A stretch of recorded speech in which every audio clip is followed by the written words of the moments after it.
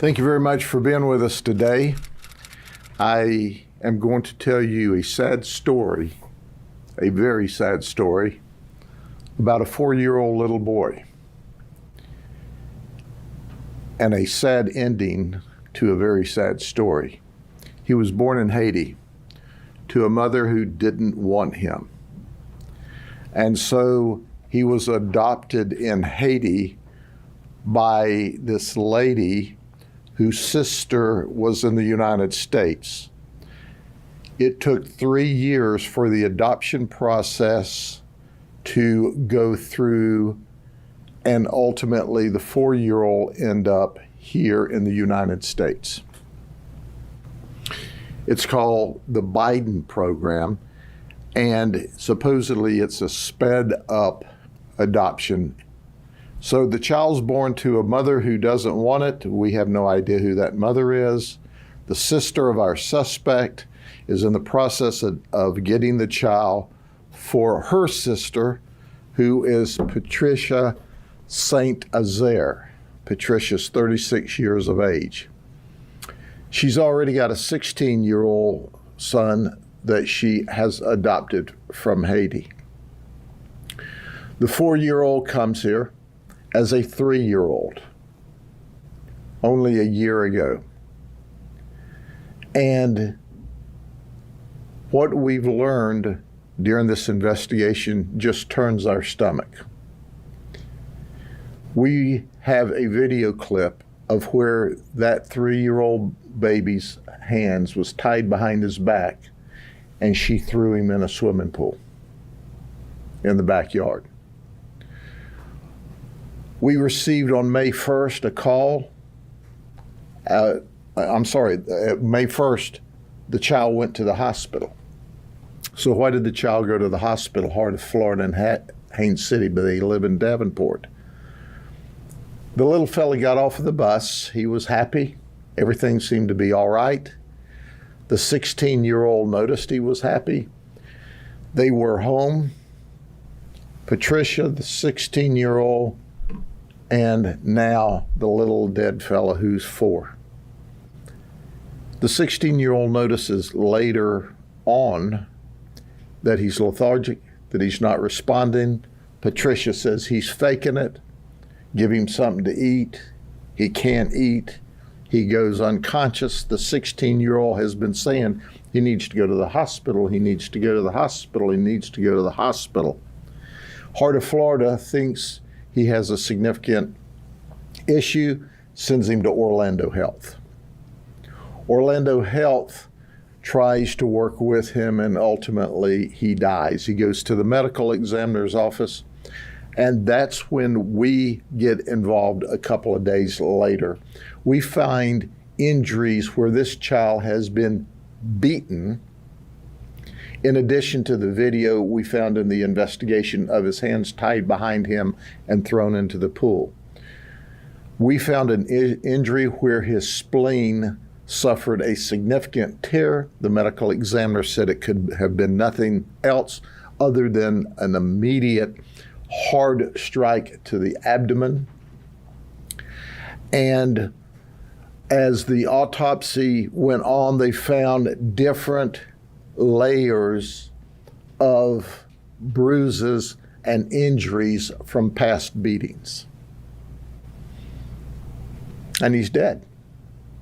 He's dead because she beat him to death.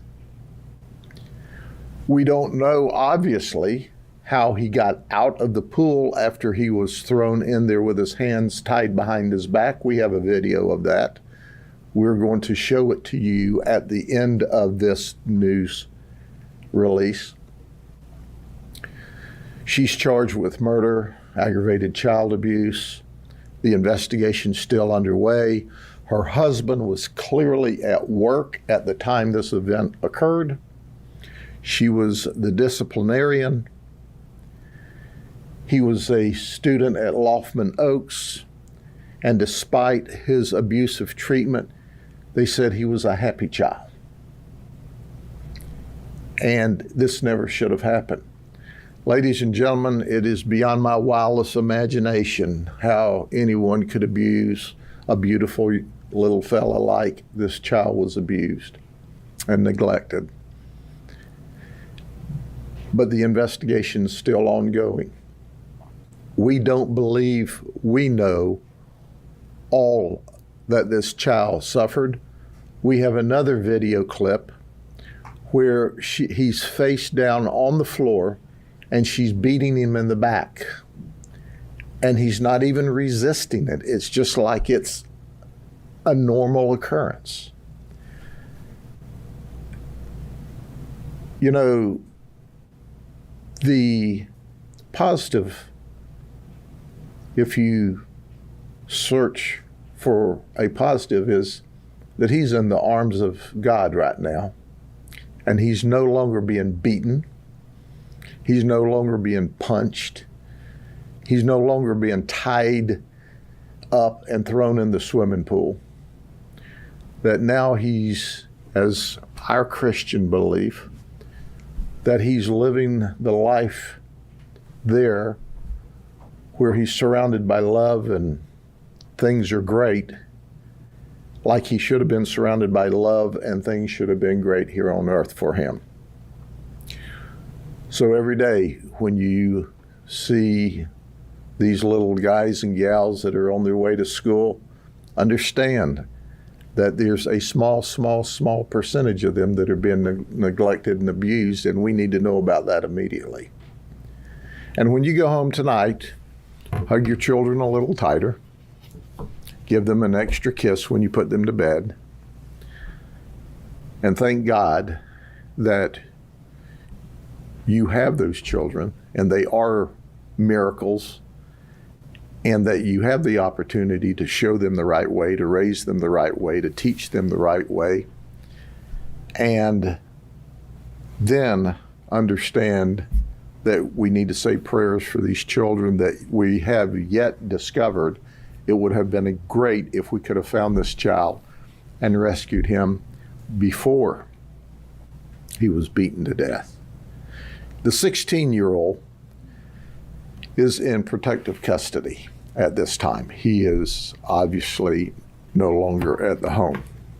Are there any questions? Have there been any DCF calls or anything to this house or anything to make you go? That's still under investigation. I don't know if there were other DCF calls there or not, but our team, our homicide team, is simply the very best. These cases are difficult to work. Our victims deceased, we've got to work on timelines and time frames of injuries and types of injuries. And this was a very complicated case for them to work, and they're still gathering details and evidence. How about with the school sheriff? When your investigators spoke with school officials, had they seen any warning signs? Was that on their radar at all? I don't know if we've had a chance to circle around with the school officials yet to see if they've seen or heard anything, because we have been intensely investigating the instant event. That will be on part of the investigative protocol. But as you know, we release information as soon as it's reasonable so that you know what we know. And some of that investigation happens in the later stages of the investigation. These videos, were they on the suspect's phone or who? They were on the suspect's phone. And the 16-year-old, was the 16-year-old abused or also a victim? At this point in time, he looks fine. He was coached to lie to us when we first talked to him. After we got Patricia in jail and away from him, he then told us, hey, I was told to lie to you. So that will be part of the subsequent investigation, but there's no obvious instant injuries, but certainly that will be part of the follow-up investigation. Do you think that Patricia could be facing more charges than the ones that are listed here? Well, we've loaded her up with all of the charges that we know about right now, but certainly depending on what the rest of the investigation tells us, that you can be sure that my detectives will file every criminal charge possible, depending on where the rest of the investigation leads us. So was her husband never around when this abuse took place? Apparently not. You know, once again, those are the layers of the onion. We're not completely through yet, but at least when this injury that caused the death occurred, based upon the severeness of the injury and how bad that the child would have regressed from the injury, he was clearly not there. Now, follow-up investigation will help determine what he knew, when he knew it, if he knew it. But if you can believe this, they've lawyered up. So when you lawyer up, because we're investigating injuries to your child and you won't cooperate with us, that's a clue. Sheriff, did she express remorse or explain her behavior to you in any Oh no, she didn't. Sheriff, is there any more you can tell us about her personal or professional life? There's something on social media that could indicate she maybe worked in childcare? No, she worked for ABC Liquors in the corporate office, I'm told, over in Orlando. She lived in Davenport. Do you know how long she lived in the States? I don't know. But it's shocking. It's absolutely shocking. But I can assure you of this, that if you hear something or see something or believe something or think something about a child being neglected or abused, if you call us, I can assure you that we'll completely and thoroughly investigate it with DCF. Because our number one goal in this organization is to protect the children. And that's why we go after child predators. That's why we go after pornographers.